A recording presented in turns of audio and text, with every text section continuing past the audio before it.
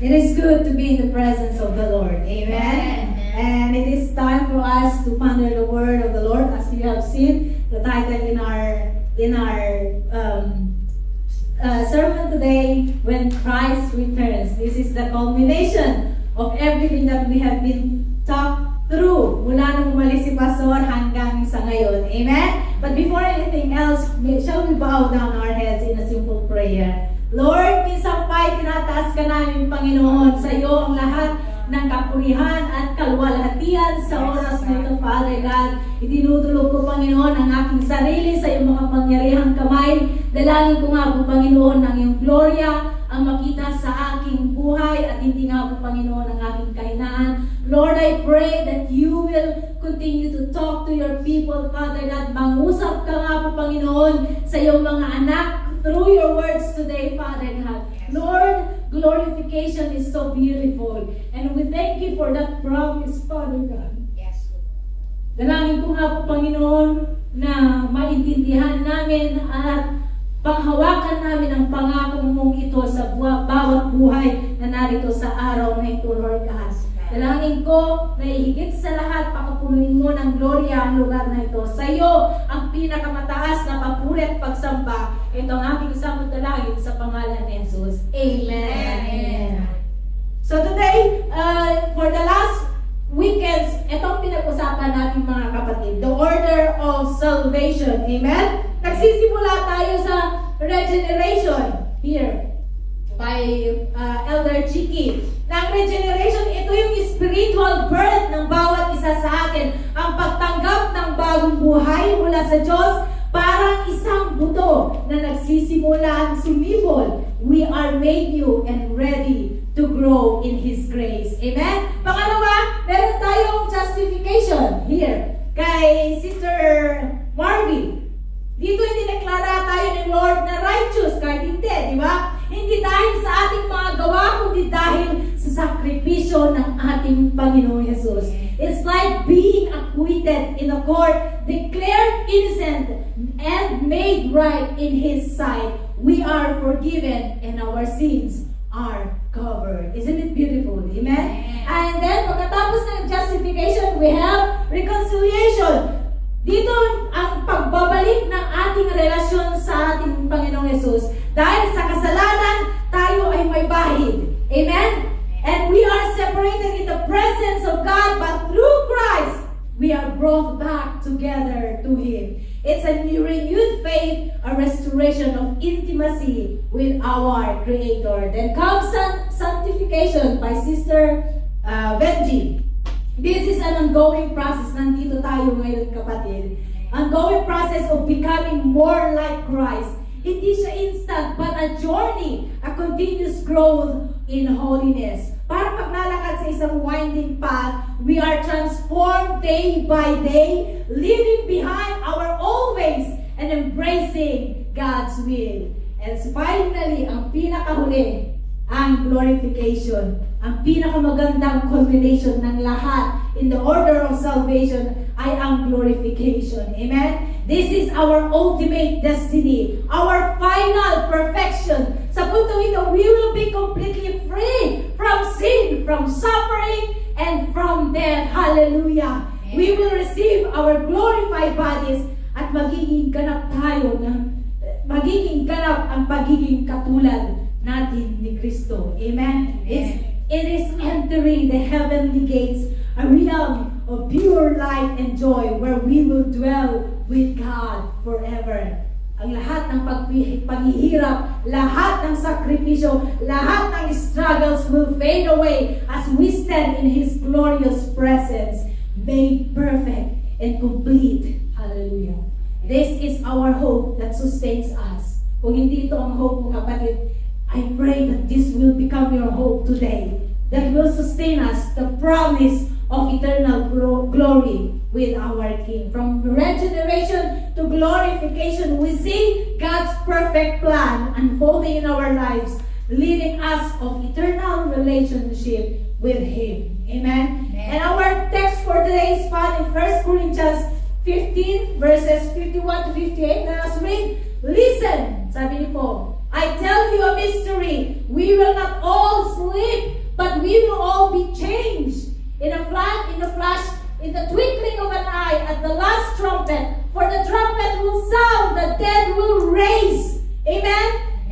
dead will be raised imperishable, and we will be changed. For the perishable must clothe itself with imperishable, and the mortal with immortality. When the perishable has been clothed with imperishable, the mortal with immortality, then the saying that is written will come true. Death has been swallowed up in victory. Where, O death, is your sting? Is your victory? Where, O death, is your sting? The sting of death is sin, and the power of sin is the law. But thanks be to God, He gives us the victory through our Lord Jesus Christ. Therefore, my brothers and my sisters, stand firm, let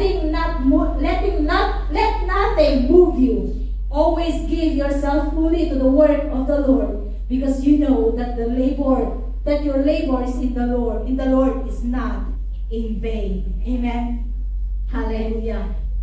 Dalangin ko nga, kapatid, na sa araw na ito ay maintindihan natin ang pinakamagandang regalo ng ating Panginoong Yesus sa bawat isa sa atin. Nasabi ng isa kong nabasa, sabi niya, glorification is a beautiful promise that comes from our relationship with Christ, wherein we are transformed and lifted into a new divine state of being. This promise not only assures us of our eternal life, but also calls us to reflect the glory of God in our daily lives. Amen? Sa theology kanina, nabanggit ko na ang glorification ang huling yugto ng ating kaligtasan. This is the culmination of our faith journey, kung saan lahat ng bakas ng kasalanan at imperfection ay tuluyang aalisin. Imagine a complete transformation, not just spiritually, but physically. Amen? Kung i-imagine mo, kapatid, lahat ng mga sakit na meron ka, on that glorification day, kapatid, lahat yan ay mawawala. Amen? This is the time when our bodies will be like Christ's resurrected body, immortal, incorruptible, and full of glory. Hallelujah. Ang pagiging itinaas sa isang new divine state of being, hindi ito ibig sabihin na magiging katulad tayo ng ating Panginoong Yesus. Rather, it means we will fully participate in God's divine nature, na sumasalamin sa kanyang kabanalan at pagiging perpekto sa paraang imposible before the fall. This is the ultimate fulfillment of God's plan for humanity, upang ibalik tayo sa kanyang original na disenyo at higit pa, at upang makibahagi sa kanyang kaluwalhatian. But then, habang inihintay natin ang final stage ng glorification, we are called to reflect on the glory of God in our daily lives. Amen? This is where our sanctification comes in. Sabi ko nga kanina, on process tayo sa sanctification, mga kapatid. It's a process of being made holy and being transformed in Christ's likeness day by day. As we behold the Lord's glory, we are progressively changed from glory to glory by the Spirit of God. Paano natin siya magagawa, mga kapatid? Sabi ni Billy Graham, we glorify Christ when we live for God, trusting, loving, and obeying Him. It means living a life that honors God in every aspect. Hindi kalahati ng buhay mo honors God, kalahati hindi. No, kapatid. In every aspect of your life should be, kailangan nag-glorify ang ating Panginoon. Amen. Sa ating mga salita, sa ating mga actions, and even in our attitudes. God's character should be visible in love, justice, mercy, and holiness. Amen? It involves making daily choices to obey His word, to love others, to forgive, and to serve. When we live this way, we are not just living for ourselves. We are becoming living testimonies of God's transforming power, pointing others to Him. Amen? So, handa na ba tayo, mga kapatid? Today, I want to share you 3 important things that will happen during the glorification. And I pray that we will all realize how how magnificent, how beautiful things will be in eternity. Amen? So how do we culminate in glorifying God? Una sa lahat, our sudden transformation. Amen? Sabi sa kanyang mga salita, listen, I tell you a mystery. Makinig ka, kapatid. We will not all sleep, but we will all be changed. Amen? In a flash, in a twinkling of an eye, at the last trumpet, for the last trumpet will sound, the dead will be raised imperishable, and we will all be changed. Amen. For the perishable must clothe itself with the imperishable, and the mortal with immortality. Glorification means our sudden transformation. Hindi lang ito simpleng pagbabago, kapatid, but it is, kung hindi ito ay sudden, supernatural, and eternal transformation. Ang ating mortal na mga pangangatawan na ngayon ay mahina, marupok, amen, at madaling masaktan, ay instantly magiging mortal, incorruptible, and glorious. Isn't it that beautiful? Kung ngayon, iniisip mo ngayon niya, kapag parang hindi naman siya mangyayari, ano? Hallelujah. Glorification means that what is temporary will be clothed with eternity. Hindi na tayo masasaktan, hindi na tayo magkakasakit. Ang ating mortal bodies natin ay magiging immortal. Amen? Lahat ng imperfection ay mapapalitan ng perfection. Ang lahat ng weakness natin ay mapapalitan ng kalakasan. Kaya sa pagbabalik ng ating Panginoong Jesus, hindi lang sitwasyon ang magbabago, tayo mismo ay magbabago. Amen?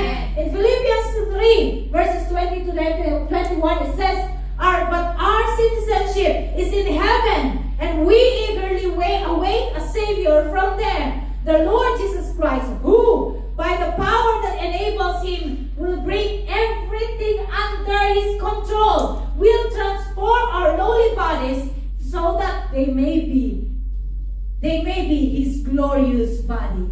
Sabi niya, our citizenship is in heaven. That is a powerful declaration. Kailangan mo i-declare yan sa araw-araw ng iyong pamumuhay. My citizenship is not here. My citizenship is in heaven. Amen? Sa panahon ni Paul, ang Philippi na isang Roman colony ay at ang mga mamayan nito ay proud sa kanilang being Roman citizen. Amen? Citizenship. Kahit malayo sila sa Roma. Kahit nasa ibang lugar sila, they are so proud that they are Roman citizen. Amen? Paul uses this familiar concept to explain our spiritual reality. We are physically here on earth, but our true citizenship, our politeuma, sabi niya nga sa Greek, is in heaven. Amen? This means our primary identity is not defined by our nationality. Kahit Pilipino ka, kahit Chinese ka, if you believe in our Lord Jesus Christ, your citizenship is in heaven. Amen? Hindi dahil sa ating mga katayuan sa lipunan at maging sa mga tagumpay ng bawat isa sa atin dito sa lupa. Instead, it is rooted in heavenly home. Amen? Kaya nga, pag may mga namamatay, di ba? Lagi nilang sinasabi doon sa pauwi na siya. Amen? Pauwi na siya sa kanyang tahanan. And that is true because our citizenship in heaven, even we are here on earth right now, lagi mong tatandaan, kapatid, this is not our final destination. Amen? This dual citizenship affects how we live. It means that while we are in the world, we are not of the world. Kaya nga kailangan natin maging maingat sa araw-araw, kapatid. Ang ating pinapahalagahan, prinsipyo at ultimate loyalty ay dapat na nakaayon sa makalangit na kaharian. Amen? Hindi sa panandaliang sistema ng mundo ito. Amen? Kaya nga, tayo mga Kristiyano, let us always be aware na hindi natin kailangan maging go with the flow. Amen? Kasi lagi natin sinasabi, let's go with the flow. Hindi po. Let's go against the flow of this world. Amen? Hallelujah. Kasunod nito, sinabi ni Paul, we eagerly await a Savior from there, the Lord Jesus Christ. Ang sabi niya na eagerly await ay nagpapahiwatig na ng isang intense at focused expectation. It's not a passive waiting, kapatid, but an active anticipation. Kung nandito ka ngayon, kapatid, dapat ang intention mo ay you are anticipating of something. Amen? Hindi ka lang basta nakaupo dyan, kapatid. Amen? Or it's like a bride waiting for her groom. This eager anticipation reminds us that our hope is not in earthly solutions or political leaders, but solely sa ating Panginoong Jesus lamang. Amen? He is our Savior, and He will return from heaven. That's His promise. Hallelujah. Are you still anticipating of His coming back? Amen. Amen. This hope should shape our perspective, giving us strength and perseverance amidst of challenges and disappointment of life. Ini-encourage tayo to live with an eternal mindset. Di ba? Sabi ng kanyang mga salita, set your minds on things above. Amen. Knowing that our ultimate redemption is drawing near. Alam niyo, nung bata ko, lagi nilang sinasabi, malapit nang dumating ang ating Panginoong Jesus. So kung malapit nang dumating ang Panginoong Jesus nung bata pa ako, mas malapit na siya ngayon. Amen? Kasi mag-40 na ako. Hallelujah. So, mas malapit na siya ngayon kaysa nung bata ako. Amen? So let us put our hope on that promise that He will come back. Amen. Hallelujah. Ang pinaka-glorious na pangako ng ating Panginoong Jesus, ang sabi niya, who by His power that enables Him to bring everything under His control will transform our lowly bodies so that they will be like His glorious bodies. Isn't it amazing? Kaya yung mga tumatanda na ay medyo nakakaramdam na ng mga sakit-sakit ng mga kasukasuhan. Amen? But then this is His promise. Our lowly bodies will be transformed by Him. Hallelujah. This speaks directly to the concept of glorification. Our current bodies are lowly bodies, but Jesus, with His supreme power, will transform it. Amen? This transformation is not a replacement, but a radical change. Hindi niya papalitan yung buong katawan natin, kapatid. But He will transform it. Amen? Our bodies will be made His glorious, resurrected body into perfect, immortal, and incorruptible, kagaya ng sa Kanya. Hallelujah. Ito ang tinatawag nating sugdulang tagumpay laban sa kasalanan at kamatayan. Isang kumpletong pagpapanumbalik sa perpektong disenyo ng Diyos. Tinitiyak nito itong pangako ng ating Panginoong Hesus sa atin na maging ang ating pisikal na pangangatawan na may limitasyon at pagdurusa dito sa lupa ay pansamantala lamang at isang maluwalhating kinabukasan ang naghihintay sa bawat isa sa atin. Amen. So papaano, ang dali kasi natin basahin lang yan, di ba? Madali lang yan. Pag nakikita mo yan sa social media, every time you read, our citizenship is in heaven. Napakadali lang siyang basahin, kapatid. But paano natin siya ina-apply sa ating pamumuhay sa ngayon? Amen? Una sa lahat, let us re-evaluate our priorities. Amen? Pag sinasabi natin na, and we declare that our citizenship is in heaven, then our ultimate allegiance and the deepest desires should be for heavenly things. Amen? Nangunguna lagi ang mga bagay na heavenly things. Amen? So let's ask ourselves, are we investing our time and our energy, our resources on things that have eternal value? Or are we too caught up to earthly pursuits? Amen? Mahirap kasing tanggalin ang tagumpay sa atin. Amen? Parang para sa ating You have a status pag nagtatagumpay ka sa mga bagay na pansamantala dito sa lupa. But let us reevaluate our priorities, kapatid.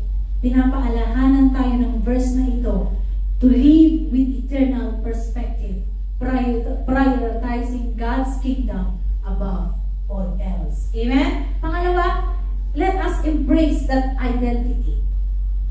Our true identity is a citizen of heaven, a child of God. This identity should give you confidence and purpose. Amen? Huwag natin hayaan na i-define tayo ng ating mga failures, ng ating mga mistakes. Lahat tayo nagkakamali. Or even ang opinion ng ibang tao. Amen? Ang sabi ng ating Panginoong Yesus, you are my child. You are the citizen of my kingdom. Amen? Our worth is found in Christ and our future is secured in Him. Hallelujah. Pangatlo, live with hope and patience. Knowing that Jesus will return and transform our bodies gives us immense hope.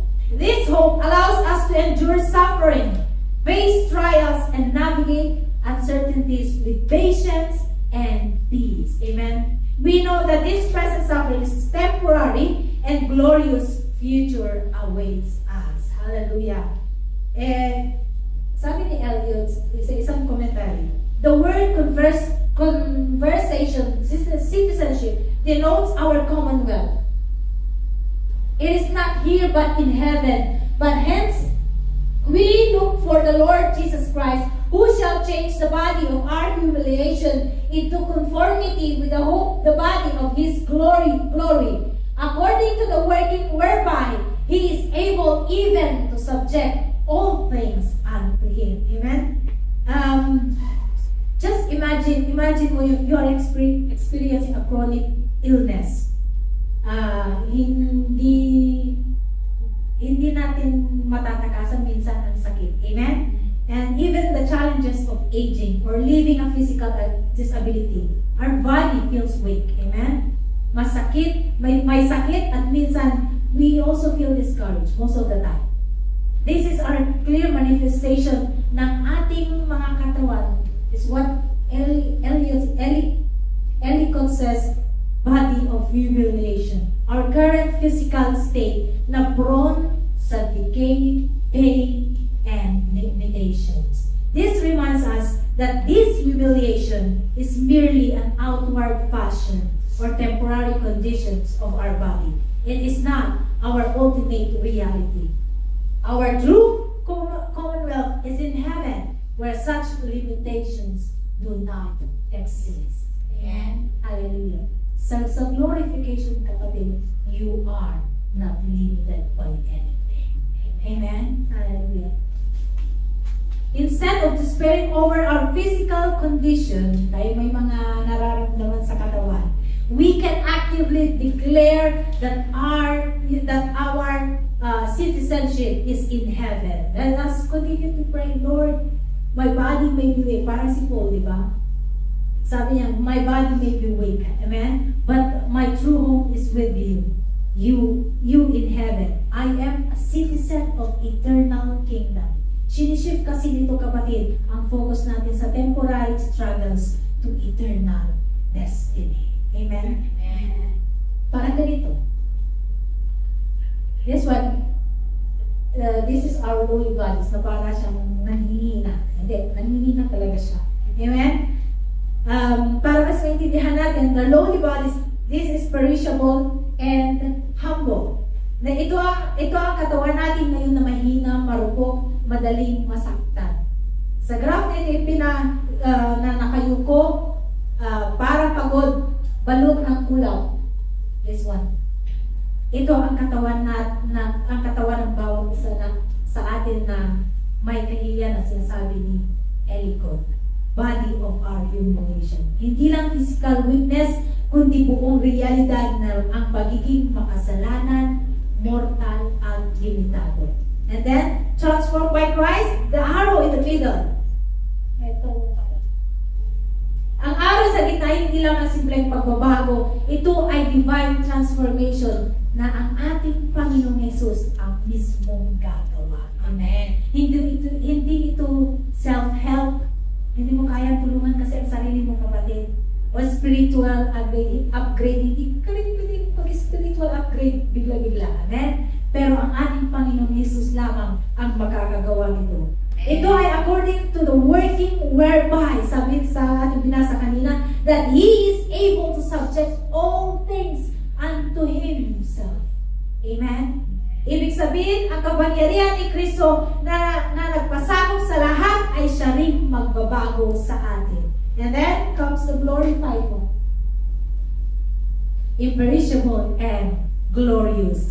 Makikita natin na ang figure ay maliwanag, matuwid, and glorified. Ito ang katawan na katulad ng kay Kristo na hindi na masisira, hindi na masasaktan, hindi na mahihiya. Ito ang conformity with the body of His glory. Hindi lang better version, kapatid, ng sarili mo, bagkus the full alignment with Christ's resurrected glory. Amen? Citizenship in heaven, awaiting a Savior. Dito sa ibaba,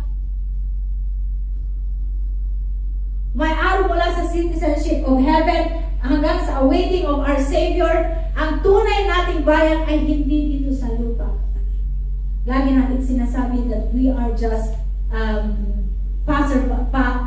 passers-by. Amen? Ang ibig sabihin nito, ang buong sistema ng pamumuhay, kultura at identity ng bawat isa sa atin ay nakaangkla dapat sa langit. Amen. Doon tayo nakatingin, doon tayo umaasa, at doon din tayo uuwi. Amen? Amen. Hallelujah. Sabi ni Matthew Henry, the happiness of Christians is that they are citizens of heaven. And from thence, they expect their Savior who changed their vile bodies that they may be fashioned unto His glorious body. Our duty as our Christian is always keep heaven in our eyes and earth under our feet. Naalala niyo si Abraham, amen, in Genesis, sa Genesis, na tinawag ng ating Panginoong Jesus mula sa kanyang homeland, ang ng mga Kaldeo. He was told to leave this country, di ba? And his people, sabi niya, iwanan mo lahat.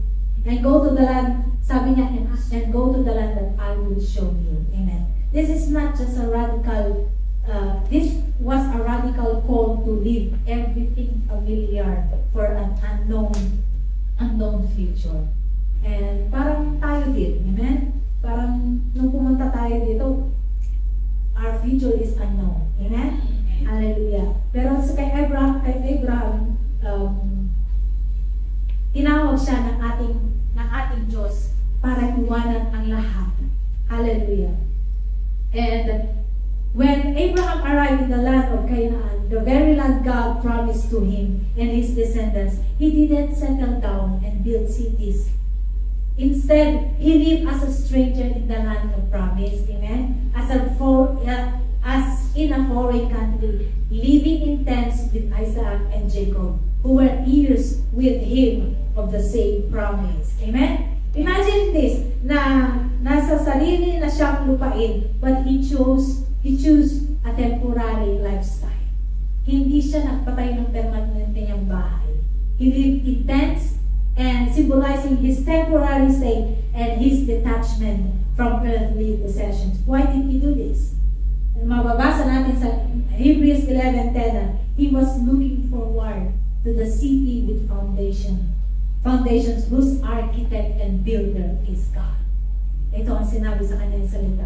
Alam niya na hindi ang Canaan ang kanyang ultimate destination. His eyes were fixed on a heavenly city, a permanent home that God Himself will provide. Abraham, along with Sarah, Isaac, and Jacob, admitted that they were foreigners and strangers on earth. They desired a better country. Kayo ba nag-design ng better country? Ng better place for yourself. Amen? A heavenly one. May we, like Abraham, live as a faithful foreigners, eagerly awaiting our Savior and confidently embracing our glorious future in Christ. Amen. In 1 Thessalonians chapter 4, verse 16 to 17, it says, "For the Lord himself will come down from heaven with a loud command, with the voice of the archangel and the trumpet call of God. And the dead in Christ will first rise. After that, we who are still alive and are left will be caught up together with them in the clouds to meet the Lord in the air, so that we will be with the Lord forever." Amen. Ang pinakapuso ng ating glorification ay makikita sa dalawang pagkasunod na pangyayari. Una sa lahat, sabi dito, the dead in Christ will rise first. Yung mga nauna na sa atin na mananampalataya sa ating Panginoon Yesus will rise first. Para sa mga kapatid natin na nauna ng pumanaw in faith, with faith in Christ, this is their moment of physical glorification. Mabubuhay silang muli. Amen.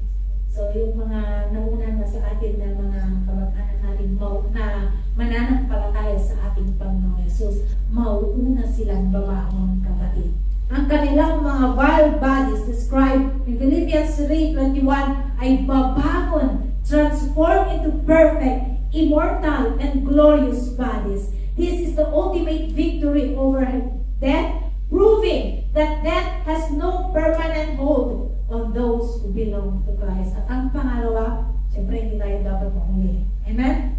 After that, kung buhay pa tayo pagbalik ng ating Panginoong Jesus, sabi niya, we who are still alive and are left will be caught up together with them in clouds to meet the Lord in the air. Para sa atin na buhay pa, sa pagbabalik ng ating Panginoong Jesus, there will be an instantaneous transformation. Instant, kapatid. Sabi nga sa ating binasa kanina, in the twinkling of an eye, tayo ay matatransform. Amen.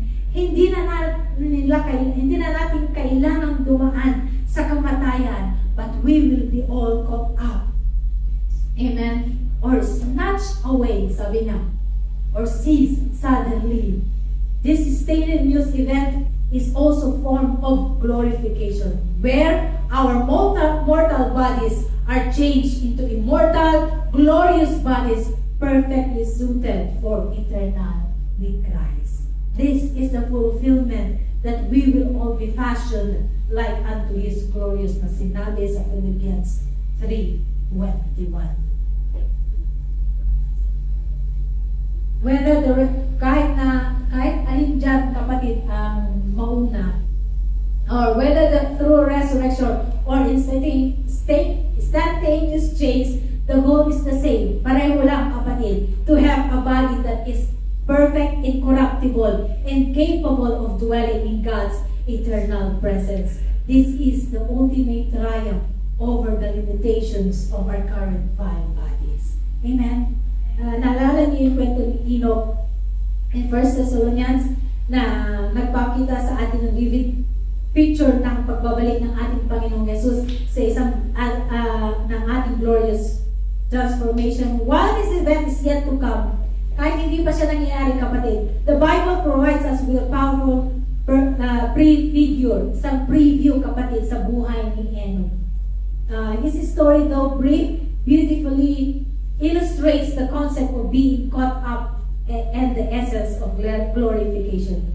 Sa gitna ng habang listahan ng mga henerasyon, isang striking detail about Enoch, sinabi sa Genesis, when Enoch had lived 65 years, he became the father of Methuselah. After Methuselah's birth, Enoch walked faithfully with God 300 years and had other sons and daughters. Altogether, Enoch lived a total of 365 years. Enoch walked faithfully with God. Then he was no more because God took him away. Amen. Sa phrase na ito na sinabi, Enoch walked faithfully with God, is repeated, emphasizing his intimate relationship with the Creator. In a world that is rapidly descending into wickedness, Enoch chose a life of devotion and obedience. He was a man of faith, and because of his something extraordinary happened. Sabi, mababasa din natin sa Hebrews 11 na sabi, by faith, Enoch was taken from this life so that he did not experience death. Sana all Enoch. Amen. He could not be found because God had taken him away. For before he was taken, he was commended as one who pleased God. Amen? One moment he was walking on earth. Imagine, si Enoch naghabang naglala. One moment he was walking on earth, and then the next moment was no more. Kasi kinuha siya ng ating Panginoong Jesus. Amen? Because God has transformed him in His presence. This is a unique event in Old Testament, a direct intervention by God to remove a faithful servant from earthly realm without him tasting death. Ipinapaalala nito sa atin na pinaparangalan ng ating Panginoong Yesus ang lumalakad ng tapat sa Kanya. Amen. At isang maluwalhating pagbabago ang naghihintay sa lahat ng mananampalataya. May we, like Enoch, live a lives of consistent devotion, eagerly awaiting of the Lord's return, and finding hope and comfort in the promise of ultimate glorification. This is our blessed hope, a future where we will be forever with the Lord. Ang sabi ni C.S. Lewis, it is serious thing to live in a society possible of gods and goddesses. To remember that the dullest and most uninteresting person you can talk to may be one day be a creature which, if you saw it now, you would strongly tempted to worship Him.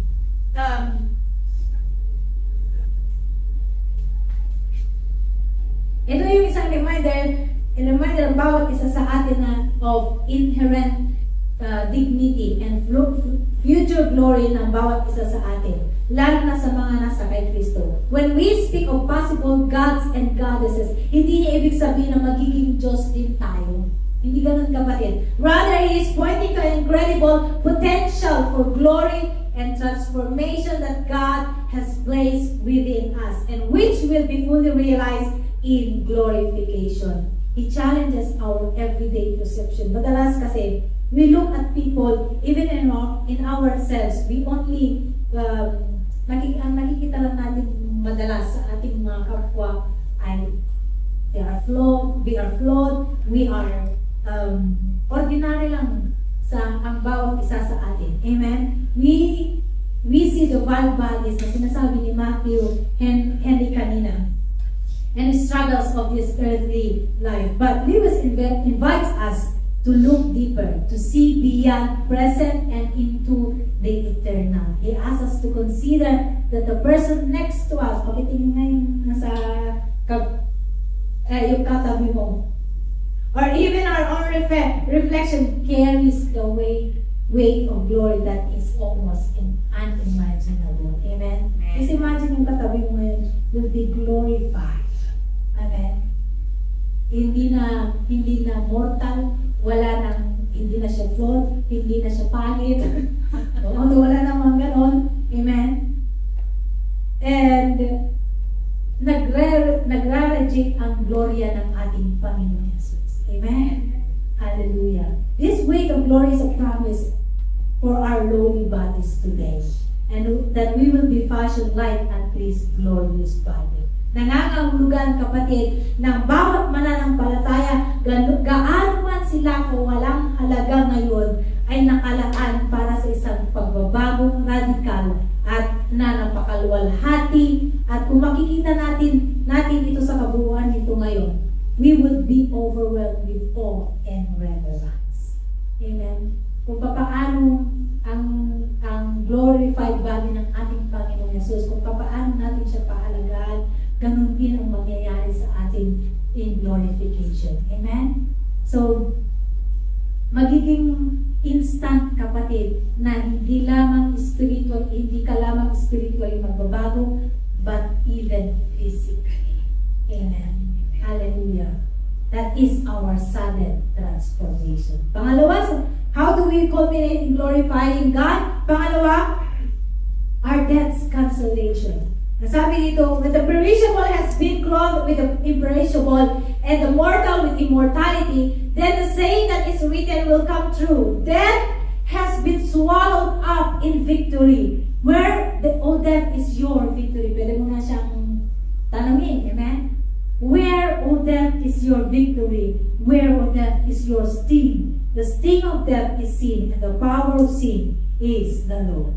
The heart of glorification is the cancellation of our death. Death na greatest enemy ng bawat isa sa atin. Takot tayong mamatay, isn't it? Hindi ka takot mamatay, kapatid? Hallelujah. This is our greatest enemy. At kahit gaano tayong kaingat, kahit na gaano tayong ka-healthy, kapatid, darating at darating siya. Amen. Ito ang isang bagay na hindi natin matatagasan. Pero, sa pagbabalik ng ating Panginoon Jesus, ang death mismo ay mawawala. Amen. Paul explains why death has sting. Ang sabi niya sa kanyang salita, why death has sting because of sin. If there were no sin, then there would be no death. Tama? Sin is what brought death into the world. It's what gives death the power to hurt us and to separate us from God. Kasalanan ang nagpapahiwalay sa atin sa ating Diyos Ama. And why does sin have power? Because of the law, ang kautusan. The law, ang mga kautusan ay hindi masama. Tama? It is holy and good. But the law reveals to us what sin is. Because of the law, we realize that we have sinned and are imperfect. The law gives strength to sin because it proves that we are transgressors and deserves the penalty of death.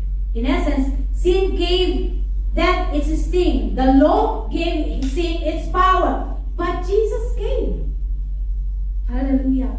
Even the sin gave the death to sting, and the law gave sin its power. Jesus came. He died on the cross to pay for our sins, and He rose again to show that He conquered death. Because of what Jesus did, the sting of death is broken, and the power of sin, which comes from the law, is rendered ineffective for those who believe. Amen. So ultimately, death has no power over us anymore. This is the victory given to us through our Lord Jesus Christ. Amen. In Isaiah 25 verse 8, it says, He will swallow up death forever. The sovereign Lord will wipe away the tears from all the faces. He will remove His people's disgrace from the earth. Para siyang ganito, the promise of hope. Death has swallowed up forever. Will swallow up forever. Naalala mo pa ba yung feeling na parang everything is over? Dumaan tayo lahat dyan, amen? Yung tipong no matter what you do, hindi na tayo makabalik sa dating tayo. That's how many of us feel right now. Tama? Lalo pag patong-patong yung mga nararanasan mo, kapatid. It's humanity's greatest fear. And death is humanity's greatest fear. The ultimate enemy na parang walang makakatalo. Amen? Kaya mo bang talunin ang kamatayan? Hindi nga natin matakasan. Amen? It takes away our loved ones, our dreams, our seasons in life, and it feels so final, so absolute. Pero, here's the game changer. The ultimate plot. Sinasabi sa atin na si Lord mismo will swallow it up forever. Hindi niya ito i-delay, hindi lang niya ito papahinain, because He completely defeated it. Imagine that. Amen? Ang pinakamalaking kalaban ng tao, ang kamatayan, ay lalamunin ng Diyos. Hindi na ito magiging threat o magiging huling salita. Think about it. In Christ, death has no longer ended. Death is no longer the end of the story. It's not the period mark anymore, but rather it is an epilepsy, it becomes the doorway to eternal life. Hindi na si kamatayan ang huling kabanata. Ito ang simula ng walang hanggan kay Lord. Kaya nga, kailangan natin maintindihan, kapatid, na hindi tayo para dito sa mundo. There is a place waiting for us. And let us set our mind on that.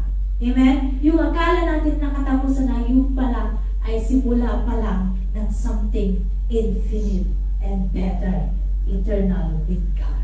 Amen? So, ano ibig sabihin nito sa atin in everyday, sa ating everyday struggles? When you face loss, whether it's sudden death of a loved one, yung painful death of a dream na pinaghihirapan mo, kapatid, or even the end of season in your life na ayaw matapos, remind yourself, this is not the end. God has promised resurrection. Hindi ito ang final destination. Mayroong pag-asa beyond what we see right now. For those around us, especially grieving families, let us not just offer sympathy. Amen? Kaya nga kapag may namatay ang kapatid, let us not just offer sympathy. Let us offer hope. Magkikita muli. Amen? Let's pray with them and share this truth na hindi ang buhay natin ay hindi lamang hanggang dito sa lupa. And let us declare this with conviction that death has been swallowed up by victory. Amen? Because of Jesus, may pag-asa tayo. Amen. Amen. May buhay na walang hanggan. And that, mga kapatid, is the real story. Ang sabi nito, tears will be wiped away. Minsan, ang hirap ipaliwanag kung bakit ka umiiyak. Tama? Every tear that falls carries a story. Isang kwento ng maaaring pain, maaaring longing, maaaring brokenness, maaaring pagkamis mo sa pamilya mo na hindi natin ma-express sa simpleng salita lang. But here's a beautiful truth, kapatid. Hindi binabaliwala ng ating Panginoong Yesus ang ating pangaluha. He doesn't just watch us cry from afar. He bends down to wipe them away. Hindi lang niya pinupunasan ang basa ng mukha mo. He's actively healing the wound in our heart. Kaya next time na may makita ka na umiiyak dyan sa tabi, don't just rush to silence them. Amen. Huwag mong sabitahan lang. Kasi hindi naman natin alam yung pinagdadaanan ng bawat isa sa atin. Hindi mo pwedeng sabihin na, tahan lang, okay lang. Instead, sabihin mo, sit with them, makinig ka lang. Kasi minsan, ang tao, ang kailangan lang ay tagapakinig. Amen. And remind them that God sees your tears and He will wipe them away. And also, sa atin, in our own moments, mga kapatid, na tayo ay nagdadalang atin, when it feels like too much to handle, bring those tears to the Lord in prayer. Hindi mo siya. Huwag mong itago. Amen? Let His presence be gentle, hand that wipes your tears in your face and brings you peace. Amen? And sabi dito, then sorrow will end. Ito din yung feeling natin minsan na walang katapusan yung pagiging malungkot natin. And na parang endless loop na paulit-ulit na kalungkutan. Especially when you are right in the middle of it. It's like a dark cloud na ayaw umalis. Pero no matter how hard you try to shake it off, naranasan natin lahat yun. Yung tipong you just want to magpupuk ka na lang sa kwarto mo. Amen? But here's the good news. The promise that holds us through God promises that sorrow has an expiration date. Hindi ito forever, and God Himself will put an end to it. He doesn't just lessen the pain, He transforms it from deep sorrow to pure joy. That's His power. And that's His love. Remember, sorrow ends. It's not a wish, but it's a promise of Him. That promise is anchored in a God who loves us beyond. And lastly, sabi niya, reproach will be removed. We all have the past, tama? And sometimes meron tayong feeling na parang may tatak tayo because of our past. Yung tipong kahit na anong gawin mo ay nakakabit pa rin yung mga pagkakamali, yung mga kahihiyan, yung mga disgrace, yung mga labels ng bawat isa sa atin na binigay ng mundong ito dahil sa past mo. Maybe it's a mistake you made, a failure that defined you, yung mga pagkakamali mo, or even kasalanan na akala mo hindi na mabubura. And that, my friend, is a reproach. Ito yung tinatawag nating reproach. But here is God reminding all of us the truth that set us free. God will remove reproach from earth. Hindi lang niya basta pinapatawad ang kasalanan natin, mga kapatid. He restores our dignity. Hindi ka na-define ng kahapon mo. Amen? Kundi ng bagong pangalan na ibinigay sa iyo ng ating Panginoon. So you are no longer your past. You are His beloved child, redeemed and made new unto Him. In Revelation 21 verse 4 it says, He will wipe every tear from their eyes. There will be no more death or mourning or crying or pain, for the old order of things has passed away. Remember Job? Na dineclare ng ating Panginoon Jesus na isang righteous at mayaman na tao na sobrang devoted sa ating Panginoon Jesus, pero pinayagan ng ating Diyos Ama na itest siya ni Satan. Remember? And in just a moment, nawala ang lahat sa kanya. Amen? Ang kayamanan, ang pamilya, at ang kanyang buong kaharian. Ang kanyang mga possessions ay nawala lahat. Ang kanyang mga anak ay nawala, namatay, at pati na rin ang kanyang kalusugan. Nagkaroon siya ng severe and painful skin disease. At ang kanyang asawa at mga kaibigan ay sinabihan siya to curse God. Remember? Sabi ng kanyang mga kaibigan, isumpa mo na yung Diyos mo na yan. Dahil hindi ka magkakaganyan kung hindi kanya pinaparusahan. Amen? And just die, sabi niya. Ang sakit, di ba, kung ikaw, yung close friend mo, maririnig mo yan, just curse God. Yung pinupuri mo every Saturday, yung wino-worship mo every Saturday, sasabihin ng mga kaibigan mo, curse Him, just because nawala ang sayo ang lahat. Amen? But despite all his suffering and doubts, Job never turned his back to God. Amen? On God. Yes, he questioned. Nag-question siya patungkol sa mga nangyayari sa kanya. And he expressed his pain. But he remained faithful. Eventually, God spoke to him. Amen? And showed His power and wisdom. After that, God restored everything Job lost. Hindi lamang niya basta ni-restore, but even more, mas dumami ang kanyang mga anak, nagkaroon siya, mas lumawak ang kanyang kaharian. Amen? Amen. And receive a double of his former wealth and had children again. His days were filled with peace and joy. Job's story is a powerful reminder to all of us that even in our deepest suffering and loss, there is still hope for restoration. Amen. Amen. Ang mga luha ni Job ay napawi, and his agony was replaced with blessings and peace. This echoes the promise in Revelation 2:21 verse 4. Nasabi niya that a time will come when there will be no more death, no more mourning, no more crying, and no more pain. Because the old order of things has passed away. Hallelujah. And this is our ultimate hope, mga kapatid, na darating ang araw na iyan. Sabi ni Tim Keller, resurrection is not just a consolation, it is a restoration.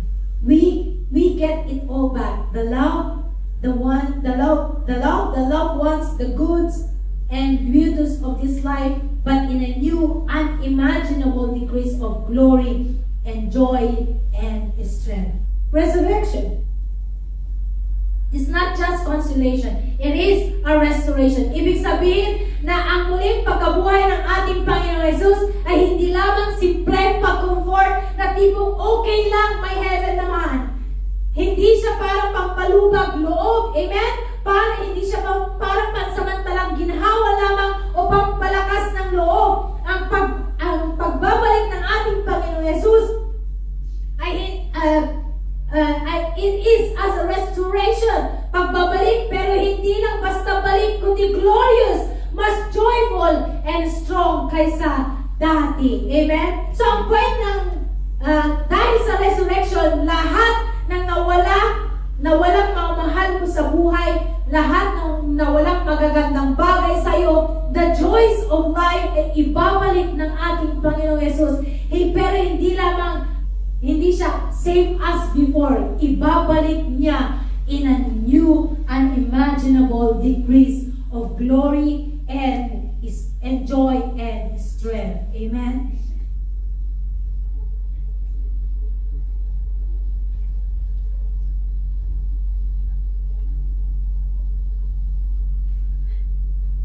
Parang ganito, kapatid. Kung ang buhay natin ngayon ay parang sketch, ang resurrection is the full color. Amen? Ang sketch, walang color eh. Pero pag isang masterpiece na full of color. Kung ang love natin ngayon ay may limit, sa resurrection magiging infinite. Kung ang joy natin ngayon ay may kasamang pain, sa resurrection pure joy na. Walang halong lungkot. Amen? Kaya ang resurrection ay hindi lamang comfort sa grief, kundi promise ng total restoration na higit pa sa kaya nating pag-imagine. So let us live with hope. Let us grieve with faith. Let us declare with courage, Lord, salamat na ang kamatayan ay defeated. Salamat na ang resurrection ay aming future. Salamat na ang restoration ay ang huling kwento ng aking buhay. Amen? Hallelujah. And lastly, how do we culminate in glorifying God? Lastly, sabi niya, our present preparation. Sabi, but thanks be to God, He gives us victory through our Lord Jesus Christ. Therefore, my dear brothers and sisters, stand firm. Let nothing move you. Always give yourself fully to the word of Lord, because you know that your labor in the Lord is not in vain. Yes, glorification is future. Pero ang ating preparasyon, kapatid, ay present. Ngayon tayo nag-prepare. Amen? Habang hinihintay natin ang pagbabalik ng ating Panginoong Jesus, may mission tayo. Hindi tayo tinawag para maghintay lamang, kundi para maghanda, maglingkod, at magpatuloy sa paggawa ng mabuti. Glorification inspires us to persevere. Dahil alam natin na darating ang araw ng kaluwalhatian, hindi tayo susuko ngayon. Ang bawat mabuting gawa, bawat sakripisyo mo ngayon, bawat paglilingkod mo ay may eternal reward. Kaya kahit mahirap, kahit nakakapagod, tuloy lang. Dahil ang sabi niya, our labor in the Lord is not in vain. Amen? Sabi dito, we spend so much time preparing for life. But the wisest thing we can do is to prepare our hearts for eternity with God. Amen? Kasi masyado tayong nagiging busy sa lahat ng bagay dito sa mundo. Amen? And we tend to fail na naisipin ang eternity. Kasi lalo na kung may problema ka ngayon, kapatid, nandun yung mindset mo sa problema mo, yung utak mo nasa problema mo. But we always forget na merong eternity with God. Amen? Minsan kasi nakakapagod din gumawa ng tama. Especially when someone is provoking us, parang gusto mo lang din sumuko sa paggawa ng tama. Kasi lalo na kung hindi siya nakikinig at parang wala lang mangyayari. Amen? That's exactly what the Bible addresses in Galatians 6:9. Na sabi niya, let us not become weary in doing good, for at the proper time we will reap the harvest if we do not give up.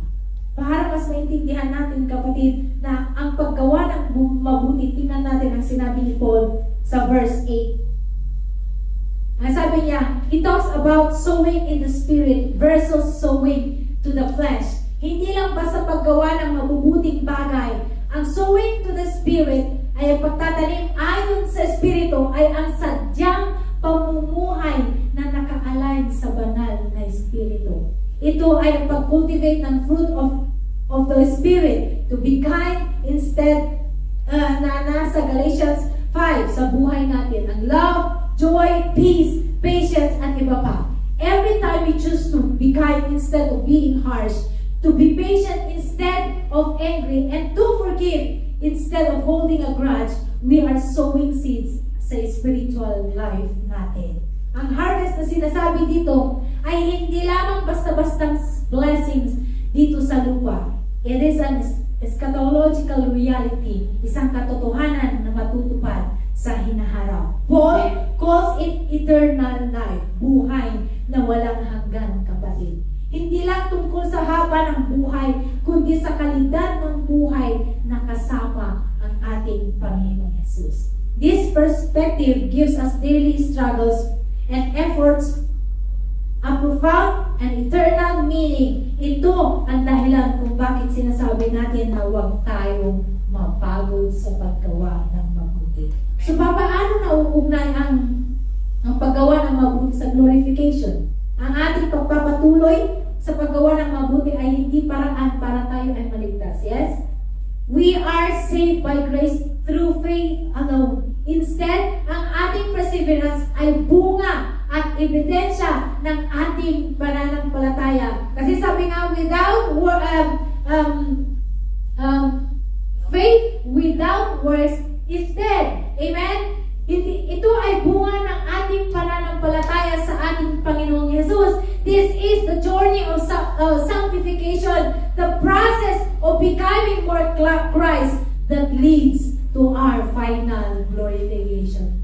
In every act of kindness, every moment of patience, every decision to follow God's will, despite the difficulty, is an investment in our eternal future. It's like putting a deposit in a heavenly reward. The promise of glorification is the fuel para tayo ay magpatuloy. It's the light at the end of the tunnel that reminds us na lahat ng pagod, lahat ng hirap natin dito sa lupa ay may saysay. Amen? At may kabuluhan at may malaking kahinat na. Kaya sa panahon na nararamdaman mo na pagod ka, kapatid, at pinanghihinaan ka ng loob, remember this: your labor in the Lord is not in vain. Keep sowing into the Spirit.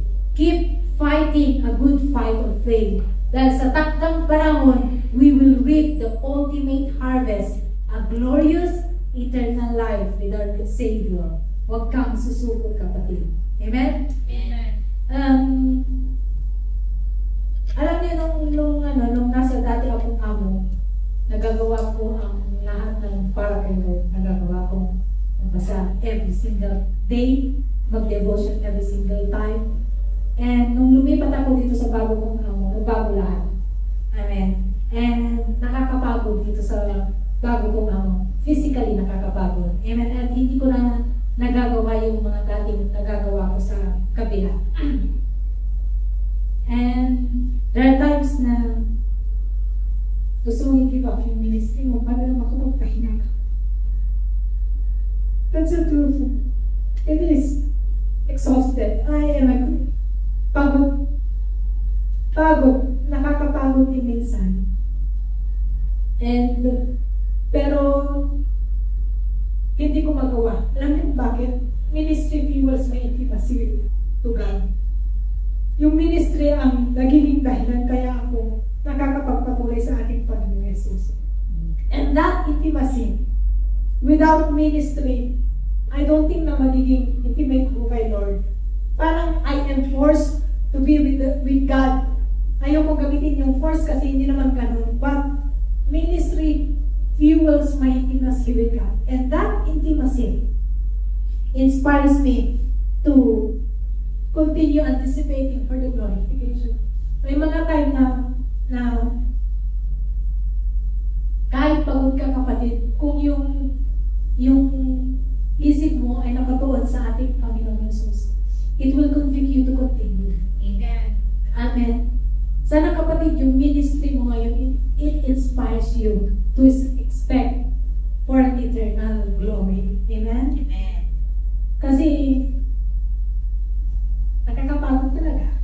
Hallelujah. But then, our Lord Jesus Christ is always there to sustain us.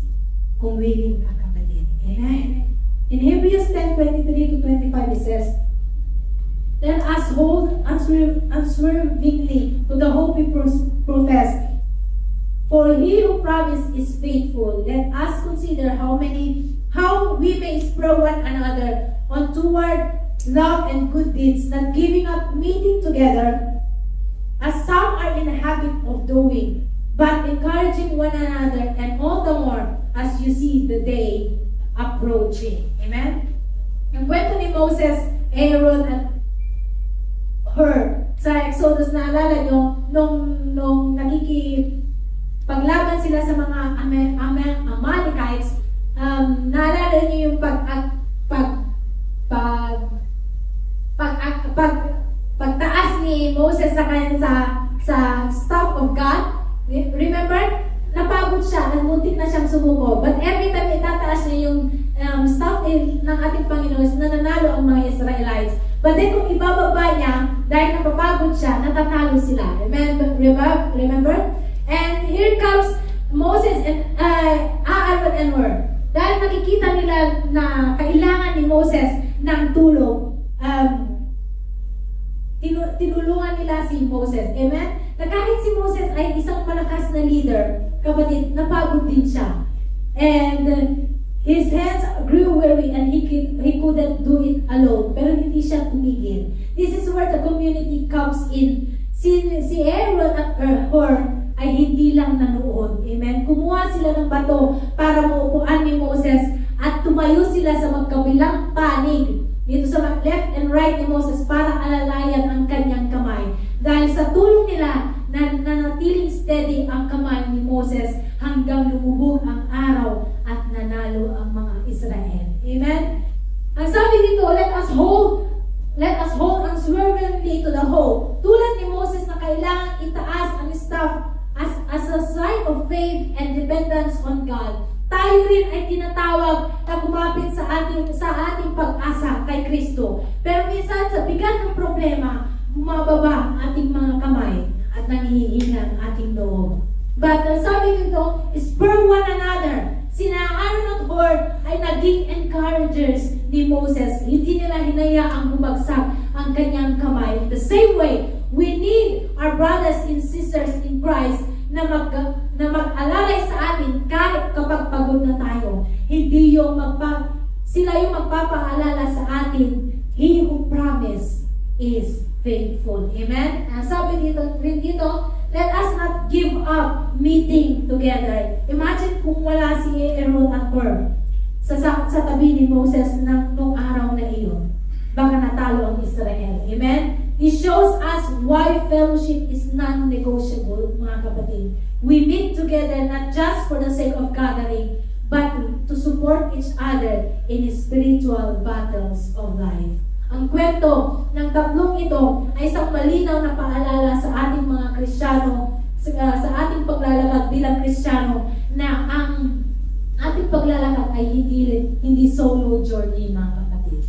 Ang Diyos at ang kanyang katapatan ay gumagamit ng kanyang komunidad, ang simbahan, upang maging instrumento sa kanyang suporta at pagpapalakas. When we gather, we are not just fulfilling our religious duty, we are participating in a divine strategy where each member plays a crucial role in upholding the faith and ensuring the victory of the all. Kaya nga, importante kapatid na let us meet one another when we can. Amen? Ang bawat isa sa atin ay maaaring maging Aaron at Hur sa buhay ng iba. At sa paggawa nito, we are living out the very essence of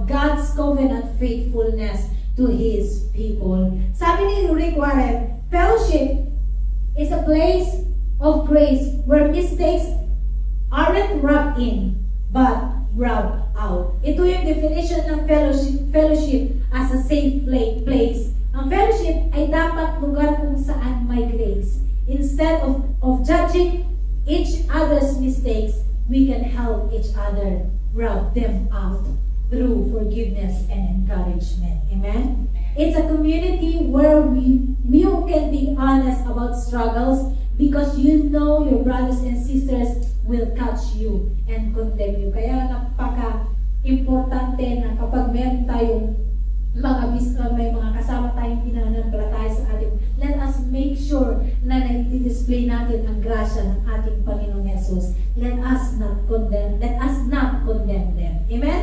When we encourage and uplift our community, we are living out a life together that God intended for us.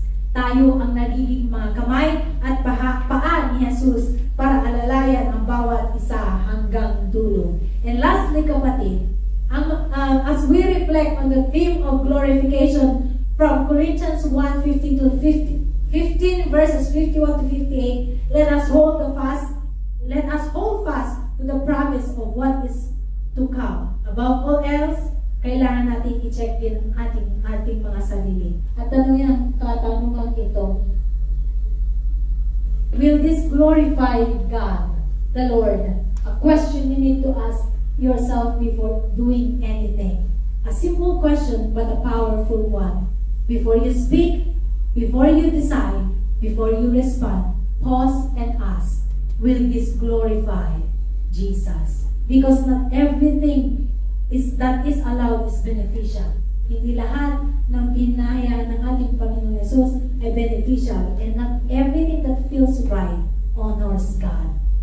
So in everything we do, whether we eat or drink, do it all for the glory of God. This question filters our choices. It checks our motives. It slows down enough to listen, not just react. Sometimes the answer will challenge you to stay silent instead of proving your point, to walk away instead of giving in, to choose humility over pride.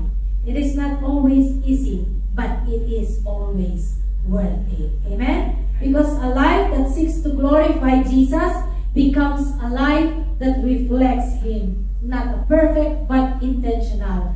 So before anything else, ask the question that keeps your hearts alive. Will this glorify Jesus? Amen. Shall we all stand? And let us sing the song, Here I Stand. And lahat ko nga kapatid na naintindihan natin kung gaano kaganda ang glorification na naghihintay sa bawat isa sa atin. Hallelujah.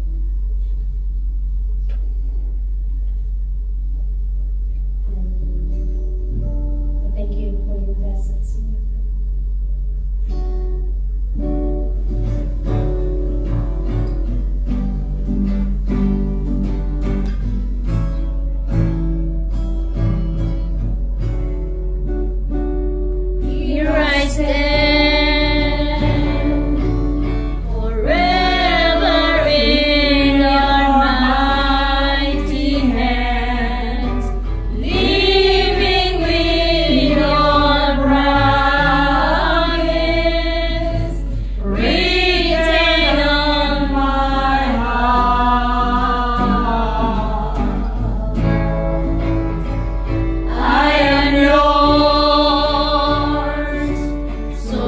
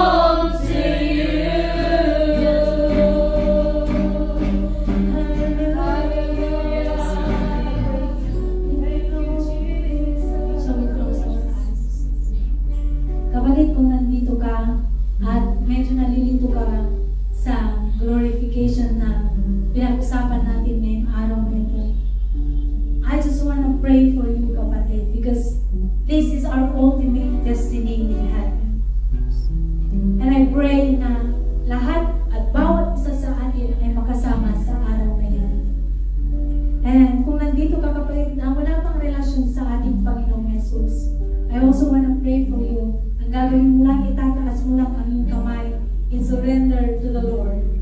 And I pray na ito ang magiging umpisa ng iyong journey with our Lord Jesus Christ. Hallelujah. Lord, isang Panginoon, nagpapasalamat kami sa iyong dakilang presensya. Salamat, Panginoon, sa pangako ng glorification sa bawat isa sa amin. Nagpapasalamat din kami, O Lord, sa na inihanda mo, Lord God, ang bagay na ito because you know, Panginoon, na kailangan ng bawat isa sa amin, Lord God. Dalangin ko nga po, Panginoon, na sa lahat ng aming mga napakinggan sa araw na ito ay tumimo sa aming mga puso at isipan. At dalangin ko, Diyos, that all of us will be anticipating of the glorification that will come one day, Father God. Dalangin ko din, O Diyos, na sa lahat ng mga kapatiran na wala pang relasyon sa iyo, na nahihiyang magtaas ng kanilang kamay, I pray, Lord God, na katagpuin mo nga po sila, Panginoon. Pagpakilala ka nga po, Panginoon, sa kanila. And I pray, Lord, na hindi ito ang magiging huli, Panginoon, na makakapakinig sila ng iyong mga salita. Because, Lord, ito, Panginoon, ang magiging umpisa ng kanilang journey with you, Father God.